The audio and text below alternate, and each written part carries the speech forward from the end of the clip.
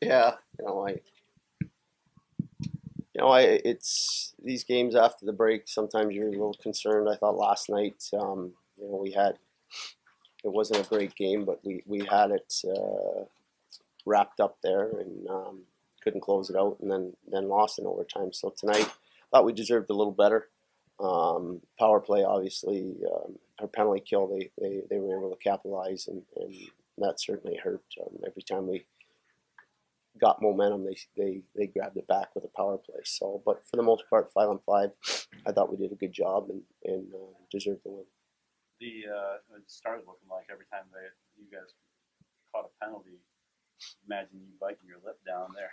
Well, yeah, you go through games. Our PK's number going in tonight was #1 in the league at home. So we've been good, but you take a Sestito, you take a Sislo, you take some of these guys out of the lineup last night, and we've been using some guys that haven't been playing on the penalty kill a lot. And when you go to the box that much in a game, and a Darcy Zajac who's in our top 6 penalty killers in the box for 4 minutes, you got to use other guys that not that we're not comfortable with them, but they just haven't got a lot of reps, and sometimes that leads to it. They're not necessarily on the same page, and I think that certainly is a factor. But I thought we kept battling back and responding even after they scored when we got even. Unless I missed a transaction, what's going on with Sislo? Sick. Okay. Yeah. I thought he was here. Yeah, it's I don't know what's going on here. It's crazy. So yeah, I'm hurting, but I'll take the 3 points and sleep for 2 days, hopefully. Anybody else catching anything? No. I mean, we got some guys that it's that time of season. Obviously, this the whole, you guys know the other stuff, but we also got a little bit of cold and flus going around too. It's just there's a bit of a panic thinking it's something else, but we got a couple guys, 3-4 guys in the lineup that are dealing with this right now. It almost sounds like you don't want to say the word. No, I don't. Now that you know that it's here with Clemenson, how careful do you guys have to be just to try to keep it from spreading? Well, it's not, it's not you got to be careful. I mean, I don't know that there is a way to do any of it. We're taking all the precautions that have been done. So that's all I can say. I really don't have much of a comment on it at all. Right now, a chance for Claremont maybe. Will he see some time, you think? Potentially.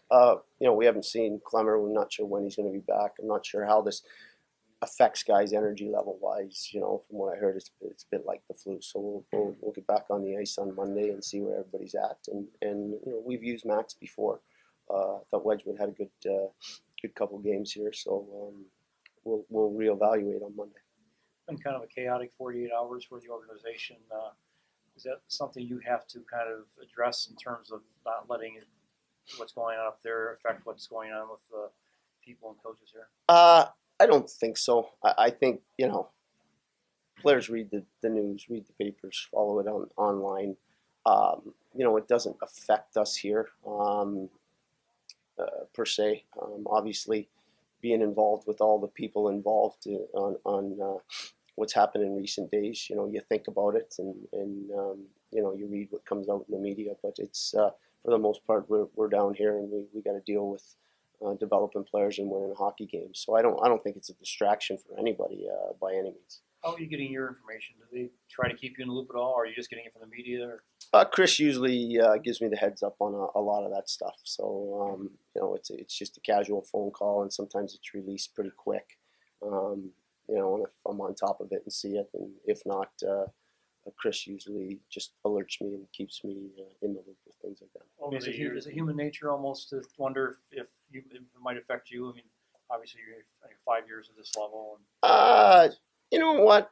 To be honest with you, if there was a call, I just you see it, and like I said, you just think of the people involved more so. I built a relationship with Pete over the years, and it's tough anytime that decision has to be made, and it's tough when a big club struggles, whether there's a coaching change or the things just aren't going well. We've been in my term here, we've seen different. We've been to a Stanley Cup final. We've seen some different things happen. So you build relationships with these people, and we're on.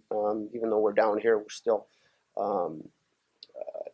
Involved in it as far as a vested interest on wanting them to do well. So when they don't, I think you certainly think about it and feel for everybody involved. When you've been at